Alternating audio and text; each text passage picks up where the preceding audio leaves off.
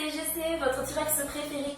Alors, aujourd'hui on se retrouve sur une vidéo qui me tient particulièrement à cœur, puisqu'on va parler d'écologie et de petits budgets dans le monde du cosplay. Oui, c'est possible. Je vais vous expliquer. En fait, dans cette vidéo, je vais vous donner un petit peu les astuces que j'ai trouvées au cours de mes 2 années, mes 2 petites années que j'ai passées dans le monde du cosplay, pour économiser un maximum de matériaux et un maximum d'argent sur le craft. Étant économe, voire radine de nature, j'ai tendance à chiner un petit peu et à essayer de grappiller un maximum d'économies sur ce secteur-là. Tous les débutants en cosplay s'en sont rendus compte, le cosplay ça coûte cher et en même temps on fait beaucoup de déchets quand on fait beaucoup de cosplay et on ne sait pas trop quoi en faire. Mais vous allez voir dans cette vidéo que c'est possible de diminuer à la fois les déchets et également le budget qu'on met dans le cosplay, quel que soit son domaine de prédilection, hein. Qu'on préfère les armes, les armures, la mousse ou qu'on préfère la couture, les grosses robes ou les perruques. Numéro 1, fréquenter les magasins de sport. Alors, ça va peut-être en surprendre certains, mais moi je suis pas trop du style à aller dans les magasins de sport, hein, que ce soit Decathlon, Intersport. Moi je fais pas beaucoup, c'est pas trop mon style. Je suis plutôt du genre cocooning devant Netflix en fait. Non, en fait, moi si je vais dans les magasins de sport, c'est parce que c'est une réelle mine d'or quand on est débutant dans le cosplay. Je vous explique. Bon, tout d'abord, si vous êtes débutant dans le cosplay ou que vous comptez vous y mettre et que vous vous êtes renseigné, on vous a sûrement parlé du classique et magique tapis de sol de chez Decathlon. Alors, le tapis de sol, vous pouvez en trouver dans les magasins de sport du type Decathlon pour environ 2 €, 3 € dans ces eaux-là. Et c'est une matière première idéale quand on débute dans le cosplay ou qu'on veut faire des brouillons pour une armure. Pour ma part, mon premier cosplay, je l'ai fait avec cette matière-là, hein, avec le tapis de sol, je crois quasiment qu'avec ça. J'avais besoin de quelque chose de facilement trouvable et surtout de pas cher, parce que je voulais pas y mettre des mille et des cents, hein, c'était surtout pour m'amuser à la base. Donc il me fallait quelque chose de vraiment basique. Et voilà ce que ça donne. Alors, même s'il n'y a pas beaucoup de surface qui est recouverte, j'ai fait l'intégralité de l'armure de mon Ganondorf version féminin avec le tapis de sol. Et je crois qu'en tout, j'en avais eu pour peut-être 5 € de tapis de sol, quelque chose comme ça. Même si c'est le premier cosplay et qu'il a 2 ans et qu'il a un petit peu souffert en convention, il m'en reste encore quelques petits bouts pour vous montrer. Là, on a une jambière faite uniquement avec du tapis de sol et de la pâte à rêve qu'on trouve chez Cultura. Donc là, on voit bien de l'autre côté que c'est une matière rugueuse. L'avantage, c'est que de l'autre côté, c'est rugueux, mais c'est quand même légèrement plus lisse. C'est pas parfait, hein, mais pour commencer, c'est déjà bien suffisant. Ça reste souple. Et encore une fois, l'avantage, c'est que c'est vraiment pas cher. Ça se chauffe un petit peu, mais c'est quand même très léger. Donc j'avais installé derrière des petits bouts de fil de fer pour conserver en fait la forme initiale. Et après, ça se colle au pistolet à colle ou à la colle néoprène selon ce que vous avez, selon votre budget. Parce que la néoprène, c'est légèrement plus cher quand même. Après, il y avait une autre astuce des magasins de sport qu'il fallait absolument que je vous partage parce que ça fait toujours sourire tout le monde, ça surprend souvent. Pour ceux qui ont vu mon cosplay de Dante, du jeu vidéo Dante Inferno, j'avais une grande faux de 2,50 m tout en colonne vertébrale. Ça va sûrement vous surprendre. Mais la partie colonne vertébrale, donc tout ce qu'il y a le long du tube, c'est de la frite de piscine de chez Decathlon. Wow! Oui, je confirme, c'est de la frite de piscine. Une frite de piscine de 160 cm, vous pouvez en avoir à 2,50 € chez Decathlon. Et en fait, en faisant mes courses, je suis tombée dessus et il me fallait quelque chose de cylindrique et de facile à tailler pour faire mes vertèbres. Et alors là, je me suis dit 2,50 € pour une faux, moi j'achète. Même si ça marche pas, c'est pas grave, je me ruine pas. Et il se trouve que bien travaillé, bien ciselé, et ben ma foi, je trouve que ça fait plutôt le café. Et pour ceux ou celles qui ne me croiraient pas, je déterrai pour vous une image de whip que j'avais fait à l'époque. Astuce numéro 2, la poudre éco-moulage. Si vous souhaitez créer des bijoux, joyaux ou autres gemmes, il va vous falloir passer par la case résine et moulage. Pour faire votre moulage, souvent on achète une pâte de moulage dans laquelle on va couler la résine. Et une fois que vous avez fini votre joyau, en général, soit vous le réutilisez pour un autre cosplay, mais du coup vous avez la même forme, soit vous le jetez. Mais plus maintenant, grâce à la poudre éco-moulage. Putain, j'ai l'impression d'être vendeuse dans un téléachat. Qu'est-ce que j'ai fait de ma vie? Alors, cette poudre magique, elle se présente comme ça. c'est de la poudre classique qu'en fait vous allez faire cuire dans une casserole et qu'après vous allez couler autour d'une pièce témoin, on va dire, pour faire votre joyau.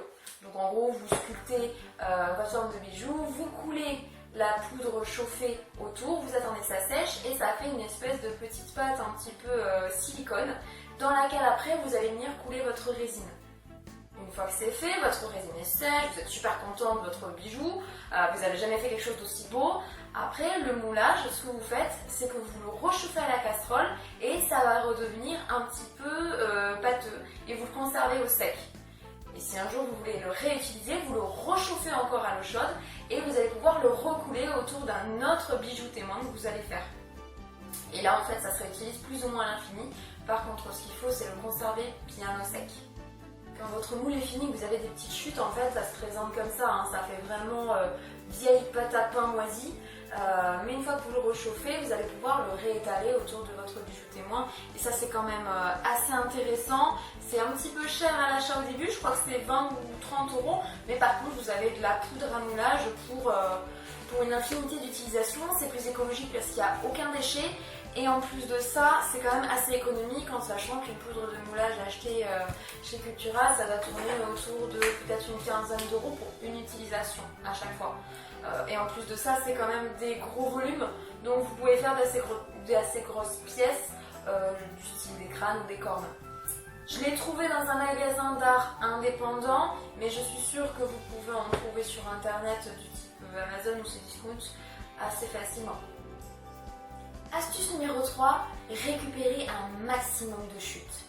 Ça peut paraître évident ou complètement obvious pour certains, mais si vous le faites régulièrement, croyez-moi, vous allez faire de sacrées économies. Quand vous tracez une forme sur vos matériaux de type mousse ou Worbla, essayez de les coller au maximum, de bien les agencer de façon à gratter un max de place sur la mousse vierge. Pour des petites formes, essayez de chercher des chutes que vous avez d'autres pièces pour les découper là-dedans, parce que de toute façon ce sera une pièce perdue sinon, et ça vous fait économiser de la place sur une grande plaque de mousse sur laquelle vous pourrez faire une grande pièce unie que vous ne pourrez pas faire autrement. Ça va, Caramel? Bien ou bien? Il existe aussi une astuce assez connue pour le recyclage du Worbla, c'est que vous récupérez toutes les chutes et sachant que c'est une matière thermoformable, vous pouvez la chauffer, la boudiner un petit peu comme de la pâte à modeler et après vous pouvez en faire des pics ou des grosses pièces avec une forme un peu particulière du type crâne. C'est ce que j'ai fait pour mon cosplay de finale de l'ange des cartes Magic à Bassine où j'avais besoin de faire énormément de pics pour cette pièce là. Donc les pics au niveau des épaulettes et au niveau du collier, tout ça c'est du Worbla recyclé. Donc je n'ai pas du tout acheté de matière pour ça, c'était complètement gratuit. J'ai Caramel qui est venu gratter, c'est pas très pratique pour moi. Oh, oui tu fais la gueule. Tu dis bonjour? Mais allez Gronchon. Oui. Surtout, n'hésitez pas à faire vos petites boîtes de radins de chute. Vous pouvez faire une boîte de chute de Worbla, une boîte de chute de mousse et une boîte, voire carrément un sac de chute de tissu. Comme ça, dès que vous aurez besoin d'un petit bout pour faire une plume ou une petite tige vite fait, vous récupérez là-dedans, pas besoin de sortir les grandes plaques de mousse et de foutre un bordel pas possible dans votre chambre, pièce, cuisine, salon, peu importe où vous travaillez, vous mettez tout là-dedans et comme ça vous êtes tranquille. Astuce numéro 4, utilisez des matières de la nature. Croyez-moi, vous pouvez trouver de réels trésors si vous savez où chercher. Vous pouvez par exemple vous balader dans un parc, près d'un lac, faire le tour et ramasser toutes les petites plumes de cygnes, d'oiseaux, de corbeaux qui traînent, vous pourrez les réutiliser après. Pour vous donner un exemple, cette chouette a été faite à partir de plumes de faisan trouvées au bord des routes. Ça prend un petit peu de temps pour ramasser autant de plumes, mais votre patience sera récompensée une fois que vous aurez la satisfaction d'avoir fait un objet avec des matières recyclées. Ouh, t'es toute douce. Vous pouvez également récupérer de l'écorce trouvée sur des arbres ou de la mousse. C'est ce que j'ai fait quand j'ai voulu faire écu pour Taurine Gros Cul de Chêne, ma version féminine de Taurin et Cul de Chêne, vous l'aurez deviné. Et j'avais besoin de faire la bûche de chêne qu'il utilise pour se protéger lors de la bataille. Donc j'ai récupéré des écorces sur un arbre mort que j'ai collé sur une base en polystyrène et ma foi ça fait plutôt illusion. Astuce numéro 5, savoir détourner les objets du quotidien. Il est 1h du mat, vous êtes en plein rush, la convention est demain et tous les magasins sont fermés. Pas de panique, regardez autour de vous, je suis sûre qu'il y a quelque chose qui peut vous servir. Prenons l'exemple de mon cosplay de Ratchet & Clank. Si vous regardez bien Clank, c'est le robot, pour ceux qui ne connaissent pas, il se trouve que sa base est faite avec une poubelle de salle de bain. Une petite poubelle que j'ai trouvée dans un magasin de déstockage que j'ai eu peut-être pour 1 € et qui m'a fait une base vraiment solide, rapide à customiser et surtout pas cher du tout. Un autre exemple, mon cosplay de Ryuk du manga Death Note sur lequel j'ai fait une paire d'ailes. Eh bien, il se trouve que cette paire d'ailes ne m'a absolument rien coûté. En fait, la base a été faite avec des chutes de flèches de tir à l'arc, parce que je fais du tir à l'arc chez moi, et j'ai récupéré la base des flèches pour pouvoir faire la base de mes ailes sur lesquelles j'ai suspendu du tissu enroulé avec du fil de fer. Récupéré là aussi. L'avantage des chutes de flèches de tir à l'arc ou des flèches carrément entières, si vous savez bien tirer, c'est que c'est solide et en même temps c'est assez souple pour supporter du tissu ou un autre matériau sans casser. Et en même temps c'est gratuit. Si vous prenez des flèches neuves, vous devez en avoir autour de 1 à 3 € la flèche selon la qualité, selon l'épaisseur et la longueur dans tous les magasins de sport qui vendent des arcs. Astuce numéro 6, fouillez les poubelles. Ah oui, vous m'avez bien entendu, fouillez les poubelles.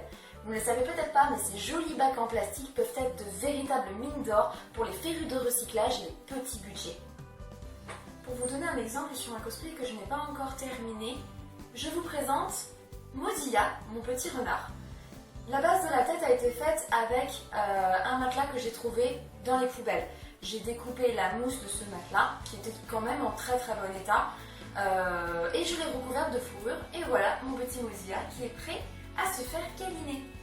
Alors ce matelas il fait quand même 1,50 m par bien 80 cm de large, donc j'ai de quoi faire énormément de pièces avec. Maintenant c'est vrai que j'ai beaucoup scruté les poubelles avant de tomber sur une trouvaille pareille, mais ça récompense les efforts fournis. En fouillant dans les poubelles, vous pouvez également tomber sur de la matière première assez intéressante du type tuyau ou polystyrène. Le polystyrène, il va surtout vous servir pour faire des décorations de scène ou des petits éléments sur votre cosplay qu'il faudra recouvrir pour quand même que ce soit résistant. Pour vous donner un exemple, si on revient sur mon décor de scène de la Coupe de France de cosplay, la chouette est faite avec une base de polystyrène. J'en ai également utilisé pour tout ce qui était corbeau, tout ce qui allait être recouvert en fait, et que j'avais besoin que ce soit léger parce qu'il y avait des limites de poids et surtout pas cher. J'en ai également utilisé pour faire ma faux de Dante, tout ce qui est partie pied et partie crâne a été moulé sur du polystyrène. Astuce numéro 7, faites des vides-greniers. Quand la période des beaux jours approche, les fleurs poussent et les vides-greniers aussi. Et avec eux, il y a plein de gens qui se débarrassent d'objets, de tissus qui peuvent vous servir et que vous pouvez avoir pour une modique somme de 1 ou 2 €. Cherchez les stands de mercerie, de bijoux ou de tissus. N'hésitez pas également à demander aux exposants s'ils n'ont pas des trésors cachés qu'ils n'ont pas exposés ou qui sont restés chez eux. Chinez et fouillez partout. Quand je vous dis de demander aux exposants, c'est parce que ça m'est arrivé de chercher de la fourrure dans un vide-grenier et en discutant avec une exposante qui vendait des tissus, il se trouve qu'elle avait un bac énorme de fourrure en tout genre, de vraies fourrures qui allaient partir à la poubelle et qu'elle n'avait pas mis en vente. Et il se trouve qu'après, on s'est retrouvés sur le parking d'un supermarché pour qu'elle me donne toutes ces fourrures. J'en ai eu peut-être pour l'équivalent de 3 mètres de fourrure en tout genre que j'ai pu réutiliser pour énormément de cosplay, de décors de scène et j'étais absolument ravie. Et en plus de ça, ça évitait de partir à la poubelle. Astuce numéro 8, fréquentez les magasins de déstockage. Vous les connaissez probablement même juste de nom, les magasins de type Noz, Action et Ocastor sont des vraies mines d'or pour les cosplayers en herbe. Vous pouvez y trouver de tout, des articles de mercerie, des bijoux, des tissus, de quoi bricoler, des accessoires, vous pouvez trouver tout ce qu'il vous faut pour votre cosplay. Perso, je ne compte plus le nombre de choses que j'ai achetées à prix cassé là-bas. Vous ressortez avec un sac plein pour 5-10 euros. Moi, de la petite merdouille au Drahouse pour confectionner une tenue, j'ai trouvé plein de choses utiles là-bas. Il y a toujours quelque chose qui vous sera utile. N'hésitez pas à y faire un tour. Et comme vous avez été mignon, vous avez droit à une astuce bonus. Ça peut paraître évident, mais n'hésitez pas à dire à vos proches que vous recherchez des matériaux en particulier. Pour ma part, je suis sponsorisée par ma grand-mère qui se balade régulièrement autour des lacs pour me trouver des plumes de cygne ou de faisan et qui fouille dans tous ses placards pour sortir les fourrures et les anciennes matières de bricolage qu'elle utilisait dans sa jeunesse. Pensez à ce vieux tonton José qui a forcément une vieille plaque de médium qui traîne dans le garage et qui pourrait vous servir à faire une arme pas chère. Il existe également des sites de donation d'objets entre particuliers, des gens qui se débarrassent d'affaires qui sont trop vieilles ou trop abîmées pour être vendues, mais qui aimeraient qu'elles soient encore utiles. C'est une jolie alternative aux déchets et au gaspillage. Pour rappel des différentes astuces, pensez à fréquenter les magasins de sport, à la poudre éco-moulage, pensez à récupérer vos chutes de matériaux, à utiliser des matières trouvées dans la nature, pensez également à détourner des objets du quotidien, à fouiller les poubelles ou faire des vides-greniers. Pensez également aux magasins de déstockage ou aux grands fournisseurs officiels et faites appel aux dons de vos proches ou aux inconnus. Bref, si avec toutes ces astuces vous n'arrivez pas à faire de sacrées économies, écoutez les gens, je ne peux plus rien faire pour vous. J'espère que cette vidéo vous a plu, n'hésitez pas à partager en commentaire si vous avez des petites astuces que je n'aurais pas données, que je ne connais pas. Je suis toujours friande de bons plans. Je vous fais un gros câlin avec mes petits bras de T-Rex et je vous dis à bientôt pour une nouvelle vidéo.